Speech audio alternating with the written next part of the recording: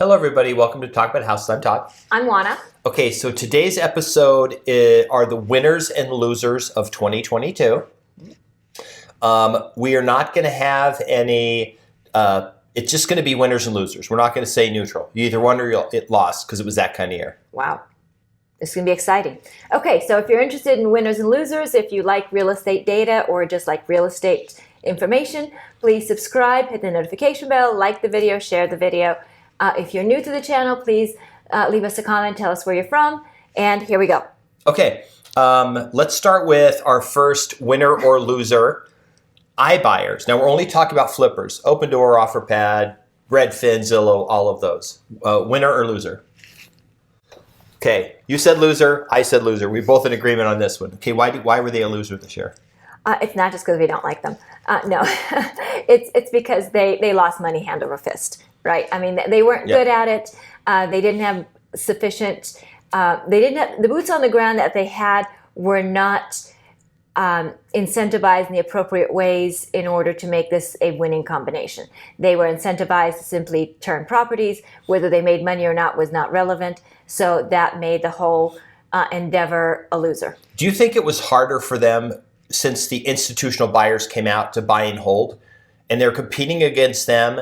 So because iBuyer only makes money because they're buying low, like really, really cheap. So in a competitive market, you can't just go out and lowball somebody and get them to sell it to you so you can flip it and put a bunch of cash in your pocket, right? Right. So arbitrage in this type of market is really difficult. Okay. Particularly, it was very competitive. Not only were iBuyers out there, but there were institutional buyers, there were regular buyers. Everybody wanted to buy a house. So it made it really difficult for them to do that. Okay. I did find the article from 2017 where I was quoted by Inman News, where I said this wouldn't work in a declining market. I'll post a link to it. It's behind a paywall, though, so that's the only problem with it. Okay, so here's the thing. You're right. It wouldn't work in a declining market, but it didn't work in an appreciating market either. they never made money. Exactly. They never made money, ever. Exactly. They never made money. Okay, the second one, institutional buyers. These are hedge funds. These were Wall Street funds that just bought to buy and hold long-term rentals. Mm-hmm. I'll go first on this, and I'll say they were winners. Okay, you agree? I agree. They were winners. Okay, my main reason why they were winners, they were deploying cash they got cheaply, and they not only benefited this year from rents going up, but they benefited from previous years from appreciation and rents going up over time. And I think they still won. I don't think interest rates hurt them. No, I don't think interest rates hurt them at all, because remember, they either had cash or they were borrowing money at much lower interest rates that were available to the general public. So I think that they were winners. And then the other thing too is they're moving forward. They're not going to the banks to borrow money. They're raising funds from other, from retirement funds or, whatever asset managers have funds to deploy, private offices, things like that, to go out and keep buying houses. Right. They're still going to be buying houses, especially if home prices keep falling, which it appears they probably will, through the first part of 2023. Right. So their cost of capital is negligible when you put it against their potential for appreciation and the rental returns. Okay. The next one, winner or loser, we're going to do is investors. Now, these are investors that either bought this year, they bought last year, or years ago. And winner or loser? 1, 2, 3. Winner. Winner. I said winner too. Okay, good. All right. So why was an investor a winner? So investors are winners because they deployed capital. Their capital has been appreciating through the real estate appreciation over the years. Okay. They've been collecting rent. They have not been subject to the turbulent stock market this year. So it's been really good for them. NASDAQ down 34%. Real estate market went up and down this year. It's even for the year. Anyone who bought before this year is up in appreciation. Yes. Plus you've been benefiting. See, the big thing for me was benefiting from appreciating rents. Yes. Rents have been going up every year. So, the last rental property we bought was the end of 2021, and rents are going up. Mm-hmm. So it's a great investment, and it really doesn't matter what the interim prices do because no one's selling. Right. Like they're really not selling. Mm-hmm. Okay. The next one, winner and loser. This was only for 2022. A regular buyer, just an average person going out to buy a property. Okay, 1, 2, 3, loser. Okay, I said loser too. Why? What's your main motivation for coming up with that? So for buyers, they just got squeezed this year. So the first half of the year, they didn't have access to inventory because there were multiple offers on everything, and they were competing with everybody and his brother. So they just really had a bad time of it the first part of the year. The second part of the year, they had a bad time of it because interest rates went up and there was not a whole lot of inventory to choose from. So they didn't have the inventory on the front end because everybody else was buying the houses out from under them. They didn't have the inventory on the back end because there wasn't any inventory. On the front end, they had to waive appraisal, waive inspections, and give away their firstborn. And on the back end, they've got high interest rates. So on both sides, I'm so sorry. Buyers, I think, are the losers this year. Okay, I had the same philosophy. I think it was a very difficult year for buyers, and I think the main reason, not really price, because everyone's focused on price for some reason, but it's the selection. Like you just, when you're out there trying to just say, well, look, this isn't what I really want, but I'm just trying to get a house for whatever tax reasons, whatever, or I'm tired of just increasing rents. And then the same thing is interest rates have been going up, and clearly if you had bought it any year prior to this year, you would have been a winner because you have benefited so much from low interest rates. This year I think was a really tough year.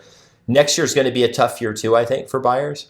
I think we're talking about buyers who need financing, not cash buyers, because that's a completely different, cash buyer investors are a completely different thing.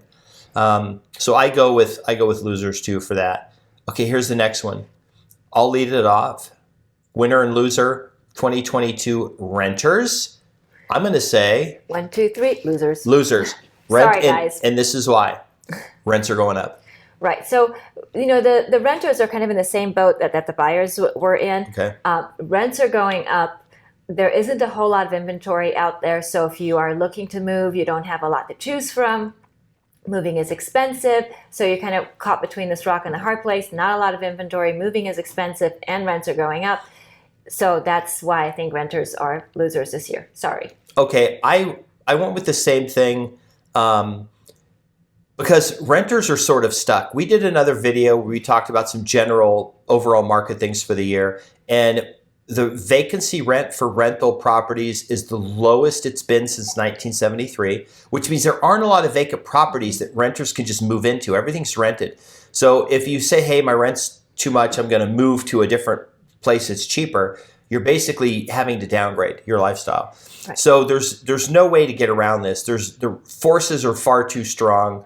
And then so many homes have been bought by investors that as a renter, you just don't have the opportunity to go out and buy something. It could get better for next year for renters, I think, but interest rates have to drop and there has to be a ton of inventory hit the market. And we've seen inventories down 20%. And some people are saying, oh yeah, that's just it's getting a shoot up next year. But okay, that'd be great if it does, and renters will have a shot at it. But right now, it's not looking very good for renters. It looks like it's going to be low inventory and high interest rates next year. Right. So to kind of give you some perspective, think about it. If you are looking to cut your rent by, say, $100 a month, well, okay, but the cost of moving is going to be at least that, if you're looking at it on an annual basis, right? Because by the time you're renting a truck, even if you're doing the move yourself, just renting a truck, getting time off work, deposits and all this other stuff, there's just a cost associated with moving, even if you're moving yourself and you're not hiring somebody to help you move. You're hiring somebody to help you move, then the cost, skyrockets, and it just doesn't make economic sense. Maybe at the end of the day, if you're doing the move yourself, maybe over the course of a year, you're saving maybe $500. Is that worth it? Probably not. All right. The next one are homeowners who have owned their house prior to 2022. Maybe you bought 3 or 4 years ago or more. You decide to sit out the market, not sell this year, not panic sell, maybe have a pretty low interest rate. Juana, what was your winner or loser? Winner. Okay, I agree with that. I went with winner too. Now, why is that? Because a lot of people are, there's the people out there running around saying, sell your house, list it with me, sell it now because, oh my gosh, it's going to go down in value. So sell it and become a renter, right? And they get to put money in their pocket when they sell the house, and then you're a renter again. And right. So why did you say that person's a winner? So a couple of different reasons. First of all, they bought their property some time ago prior to the interest rates going up. So they've got a very manageable interest rate. They've got a manageable payment, and they've benefited from appreciation because, as we all know, housing prices peaked sometime this summer. Debatable exactly what day, but sometime this summer we can all agree on that. And so anytime before 2022, I think homeowners are in good shape because they've got those 2-3% interest rate loans, and they can keep those loans forever. Right. And the whole thing about what the price is worth, who cares? Until you sell the house, and we've already talked about this. If you sell your house, there's potentially a bunch of taxes, selling fees. Now you're paying rent. You have to count that into account. Mm-hmm. We did a video on this where if you just went 2 years, the market had to fall 36% for you to buy back to break even with mm-hmm. all of the potential taxes and everything involved and paying rent. The next one, real estate agents. Were they winners or losers in 2022? Losers. Okay, and I agree with this too. Why were agents losers? Because agents make money on the number of transactions. Okay, so let me give you an example. If I sell 10 houses in a year and they're each $1 million, I make this amount of money. But if I sell 20 houses in a year and those houses are, let's say, $750, I make this amount of money. It's more money. It's more transactions. So the more transactions I can turn, the more money I make. It's not about that sale price as much as it is about the number of transactions, because that sale price, as far as the commission is concerned, that number is a relatively small number in difference, but what the difference is the number of transactions. And Juan is absolutely right on this. If sales are down 30%, but home prices are off 10, 20%, whatever, the agents are more concerned about the mm-hmm. sales percentage. So I'll give you an example here. Imagine this. You have 2 years in a row. In 1 year, home prices go up 20%, and the next year they go down 20%. So people naturally see an agent who sells 20 houses, and they start selling houses at $300,000, and by the end of the year they're selling them for $500,000. The next year they're selling them at $500,000. By the end of the year they're selling them at $300,000. And the average person would look at that and go, well, the agents were making a ton of money when the market was going up, and they were losing money when the market was going down. No, the agents sold exactly the same at the same price points throughout the year. They made the same amount of money. It didn't matter where the market went up or down. In some cases, you could argue in markets where the prices decline, they tend to make more because there tend to be more sales in those years. For example, all the years after the financial crisis were fantastic for agents that had a lot of bank-owned home listings because we were selling 500-600 houses a year. Mm-hmm.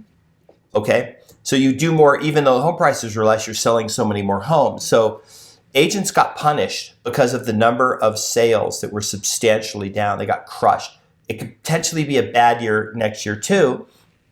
Regardless of what home prices do, if sales are down, mm-hmm. agents are going to not do well. Right. Real estate agents will not do well. Right. So in kind of a tangent to that is real estate brokerages.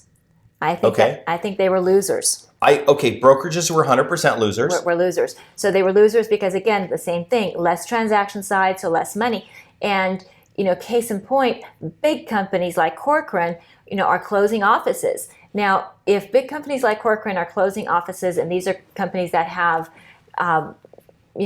conceivably deep pockets, and they can't keep these offices open, that lets you know what happens to smaller offices and medium-sized offices. They're getting squeezed. So we are seeing a lot of that. We're also seeing a lot of agents that are leaving the business. So we've got real estate offices closing. We've got real estate agents leaving the business. So that's why these two segments are losers. Yeah, and the other thing too is agents tend to switch companies when the market's down mm-hmm. because they tend to switch from a brokerage where they generate their own business on a higher split, but then all of a sudden the split doesn't matter anymore. They don't care what split they're on because they don't have any business. So they go to a brokerage where the split's lower. I mean, it's better for the brokerage, not for them, but they get leads or they help them with business. Because remember, it's all about transactions. Real estate agents need to have transactions. And then they tend to go to brokerages that are, generating leads or whatever. Right. So remember, 100% of nothing is nothing. Yeah, a lot of agents have left literally in the last year have left the business. Okay. regular sellers, meaning you're just a regular seller, you panic sold or whatever, you decided to sell this year for whatever reason, winner, loser? So I think they're winners. Okay. So the reason I think they're winners is because if they sold in the first half of the year, they got good money for the house. Now, you know, what they did with that money and what happened thereafter, I think that's a whole different story. But if we're just looking as a group of sellers, I think they did really well. They got top dollar for their house. It sold quickly. It was painless, and that's great. Okay. I think they were losers, Okay. and this is why. I think a lot of those people had really low interest rates and low payments. I think they put some money in their bank, which is fine, but it's gonna get eaten up as they pay for rent. I think a lot of these people may not enter the housing market, or will it enter at a much higher price point in the future. I don't think this panacea that was sold to a bunch of people of, hey, let's sell all your houses this spring and then next year we'll buy them back 40 or 50% cheaper. And I don't think that's going to work, because those 40 or 50% cheaper houses, if they exist right now, there's no sign that's going to happen. What's going to happen is they're just going to end up with a higher interest rate, unless they, still have money, but they're going to be renting, and their rents are going to be going up. Right. So my assumption is not that they become renters. My assumption is that they had other things to do with the money, and they just sold the house, and that the money that was used for something better. Right. That was my assumption. Buy crypto. No, not crypto. No, buy a Tesla. Buy a Tesla. Okay. There you go. All right. This next one. Home builders. I'll let you go first.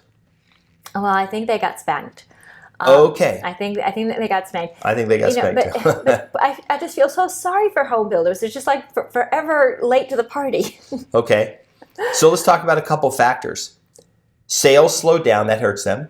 Interest rates went up, that hurts them.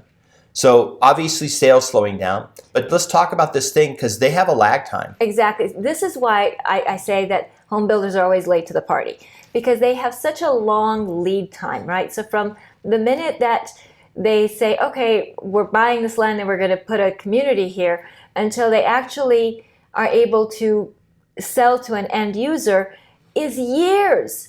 And so that's why I'm saying that they got hurt with this. Okay, a lot of them are sitting on land. They're sitting on land. They're paying interest. They're making payments on the land. Right. Or they had started communities, and then they got in the situation where interest rates went up. So they were no longer, remember when they were planning the community, they were planning these incremental hikes in price, right, for each phase that they were going to open up. Well, as the year wore on, they simply couldn't support those price increases. So now they were stuck. They either had to decrease prices, waive lot fees, give away upgrades, whatever, to move the inventory. So that's why I feel sorry for home builders. The other reason they got hammered is because most people buying new homes, since they tend to be more expensive, are getting loans, interest rates are higher. So it's wiped out. Their buying pool is much leaner. It's just a bad situation. One of the national home builders basically said new home builders are in a recession. Right. Like they're already in a recession because their business is slowed. They've had 10 months straight of every month declining starts and declining permits, which remember the permits are forward looking, and the starts came from permits they got a while back. So this is looking like it's going to be worse. Now, long term, this is a completely different implications, because if they're not building inventory and building more homes, the next time everything turns around and people jump back into the market to buy, there's going to be less product to pick from, because you've got all the homes locked up with people who aren't going to sell. You got all the homes locked up from institutional buyers long term, not flippers. And then the flippers won't be able to come back because it'll be super competitive and they'll be getting outbid. Yeah, I think home builders got spanked probably the worst.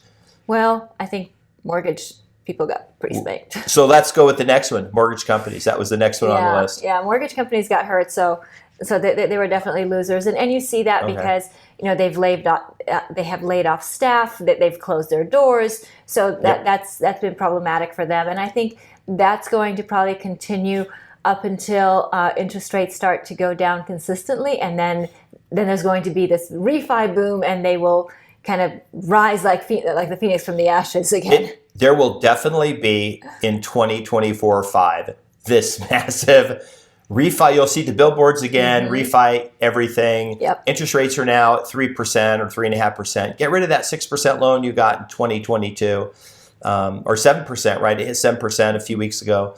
I think mortgage companies got crushed. The companies that focused on refis, it was a huge part of their business, they're gone. There's no refis. Like no one's doing a refi right now. The companies brokers that just did purchase loans that were well run, I think are doing okay still because they're focusing on, serving the client and getting the client. But remember, they have the same problem real estate agents have is they get their business from the same pool of people. So if buyers aren't buying, they're not getting loans, and somebody's refining. So they kind of have this double whammy. Just so all of you know, like we did 0 buyer transactions this year. They were all listings. We only did listings. Right. So we're sort of super insulated from that because we don't work with buyers. We don't have any buyers that are like we weren't out showing houses or anything. We just do listings. So for us, it was actually a fantastic year, right? Yep. Best year in many years. Yes. Okay. Ancillary businesses, title, home inspectors, home warranty, pest inspectors, people like that. Well, the first half of the year, they were doing great. The second half, they starved. Okay. I'm going to call them losers for the year because they got really hurt. And remember, they were pretty busy the first half of the year, but a lot of these, like your typical home inspector, a pest inspector, they run a small business. And if they don't have if the people that are hiring them to come do these home inspections, if transactions are down, their business is down. Right. So, less transactions is bad for them. It is. And like you said, these are small businesses. They're usually single practitioners, or maybe they have an apprentice, and that's about it. So, they were super busy at the beginning of the year, but then they weren't, and so this is very difficult for them to manage. The other thing for people to keep in mind, I know a lot of you that watch the video, you're not in the business. We do have a lot of agents and people like that watch, but if you're not in the business and you're just a homeowner or whatever, you tend to always benefit from rising rents, rising home prices, even though there tend to be fluctuations like there are now. But people in the business, it's sort of really difficult in times like this. And then if you're in the business and you work with buyers, traditionally it's extremely bad in a time like this. If you're just mainly doing listings, you sort of always have the source of business. And then because remember this, if you're working with buyers and it's a hot market, it's not that easy because let's say that Juana has a listing and she puts it in the MLS for $400,000 and she gets 10 offers from 10 different buyers with 10 different clients. One is going to get paid because she's going to sell the house and she's going to get paid. Only one of those 10 agents is going to get paid. The other 9 are basically going to have to run around. And we've seen this where a buyer will work with somebody 3 or 4 houses, and then they basically get mad and blame the agent, which is normal scapegoating. It's the agent's fault. They didn't negotiate hard enough. Even though the buyer maybe was, oh no, I don't want to overpay. We'll just offer list price or nothing over, right? And then they go find another agent. And so you get in this cycle, and then they maybe don't even buy. So it's a tough one. It is. But it's while people are trying to figure out whether their house value went up or whether they should sell or a good time to buy and everything, a lot of agents are getting crushed. And it's unfortunate. Yep. And we see it in the business. We see a lot of people that leave the business at this time. Okay. What's next? The very last one. Very last one. The winner or loser for 2022, the people that watch our channel. Were they winners or were they losers? They were winners. Yeah. Okay, why were they winners? So they were winners because we weren't 100% with our predictions. We were right more than we were wrong. But why are they winners versus watching a lot of other channels? So hopefully they were winners because they had a good time watching the videos. Okay. They got some good information. They got an alternative viewpoint as opposed to the sky is falling, and got to see a different perspective. Okay. Hopefully they just enjoyed listening to us and watching us and laughed with us because we had a good time making the videos. Yeah, it's fun. So, we did a lot of videos this year. We did. A lot of views. We're getting 80,000 views a month for many of the months. There you go. Yeah. I think the biggest thing is, we've we did have a great year. We were very successful this year, personally, professionally, and everything. But we made a decision at the beginning of the year to try to focus on data and just look at data and try to say, hey, what does this mean? And then let everybody, because people watch the video. We have a lot of people watch the videos who 100% don't agree with us ever. They just, I don't know why they watch, but which is unusual. And actually, if you're one of those people, you should pat yourself on the back, because what most people do is, especially now, because the world is very polarized, if they watch a video that they agree with, they tend to keep watching. And if they see something they don't agree with, they immediately shut it off, which is why the people with negative outlooks tend to get a lot of views. And then the people with positive outlooks tend to not get as many views. It's like, and you see that with all videos, I think, with all media, whether it be news articles, etc. Yeah, I mean, I think fear-mongering attracts more clicks. And I think that when people have a difference of opinion, or there's not that confirmation bias, then they tend to go seek out the confirmation bias elsewhere. Okay. So we appreciate all the viewpoints. So if you agree with us, that's great. And if you don't agree with us, we appreciate you too. And we appreciate everybody being engaged and leaving comments. We do try to read the comments and respond back when appropriate. A lot of times you'll just see that we'll give you a thumbs up. We do read your comments, okay? Yeah. And if we didn't give you a thumbs up, it's not that we didn't read your comment. We just missed hitting the thumbs up button. But we do read everything. So we appreciate you guys. We are excited that you're here, and we're happy that you're here. Please feel free to leave us comments and tell us what kind of year you had and what you think are the winners and losers for 2022. Every year when we make our plan for what we're going to do for the next year, we have everything. We go through this whole planning thing for the year, and it's artificial, right? We do it for each calendar year, and we make decisions. What are we going to do? What are we going to keep doing? What are we going to stop doing? And the videos we're going to keep doing. We're not going to stop doing the videos. We'll keep doing them. Like I said, this will probably be 2023. Will probably be the 15th year of videos. I think the 15th year that we've done them. I'm not sure about the frequency yet. I think it'll be at least one a week. It could be more. One a week's 50 videos, but I think we're going to hit, I think we'll get to 1,000. We're almost at 900. So if we do 2 videos a week, I think we're going to get to our 1,000th video of like all time, which is a lot of videos. I have a non-real estate related ask of all of you. Okay. If anybody has done a South Africa Kruger National Park safari, yes, please send me a private message. I am trying to plan one, so I could use some help. So in the description, if you open it up, then you'll see our email addresses. Please shoot me an email and tell me about your experience, who you went on the safari with, the good, the bad, the ugly, any suggestions. Please let me know, because I am trying to plan this trip, and I would love some feedback. Yeah, we'll go interview a tiger and ask him what he thinks about what's going to happen in real estate in 2023. South Africa, no tigers. Oh, there's no tigers. Lion then, or giraffe, or something else. I think I'd like to interview a giraffe. A giraffe. Okay, Yes. He would eat the microphone or something probably. Okay. Okay. So anyway, thanks for watching. Please hit the notification bell, like the video, share the video, leave us comments, and we'll see you on the next video. Bye. Bye.